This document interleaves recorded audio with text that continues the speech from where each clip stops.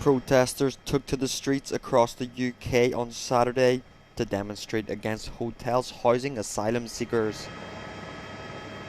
In Liverpool, crowds could be seen carrying the St George's Cross and Union Jack flags.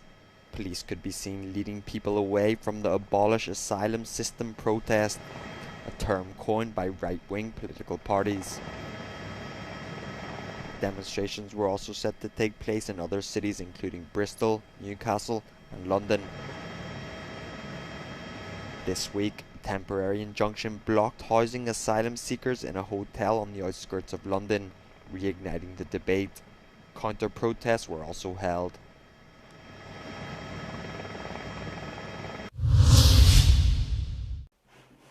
Several European countries will be halting their postal services to the US after Donald Trump scrapped a tax exemption on low import goods worth less than $800 or €688 last month. The White House said it is aiming to combat illegal and abusive practices, such as the importation of illegal drugs into the United States. Letters and small parcels under $100 or €85 will not be affected. The UK, France, Germany, Italy, Spain and Holland will temporarily suspend services as of next week, while Belgium already stopped shipping packages to the US on Friday. Trump's announcement comes after the US and the European Union agreed on a new trade deal, ending months of uncertainty.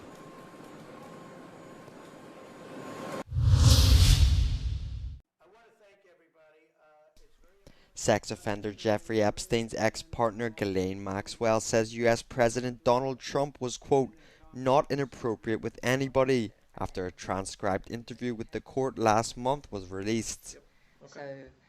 My father. The Trump administration has faced pressure to disclose information about Epstein, with whom Donald Trump was friendly. Maxwell also told US officials that a much-discussed client list does not exist.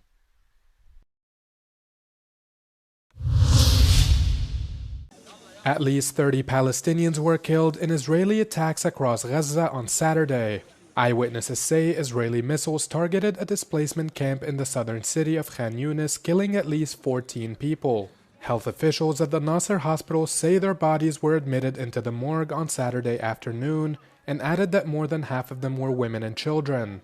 A separate attack in the north of the enclave killed at least 5 people who were seeking aid.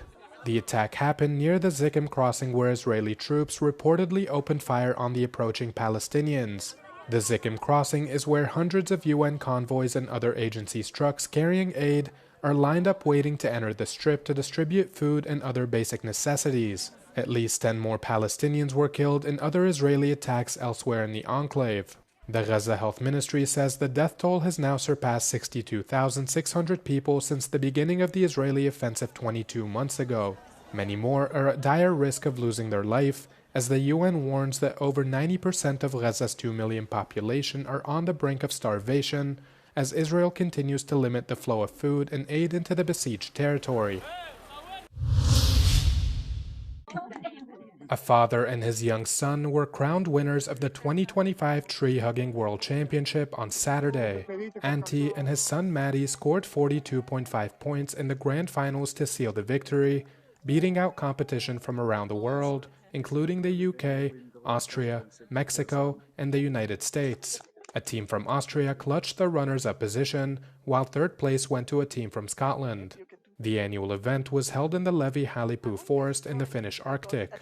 The Nordic country also played host to another entertainment event in the Air Guitar World Championship competition.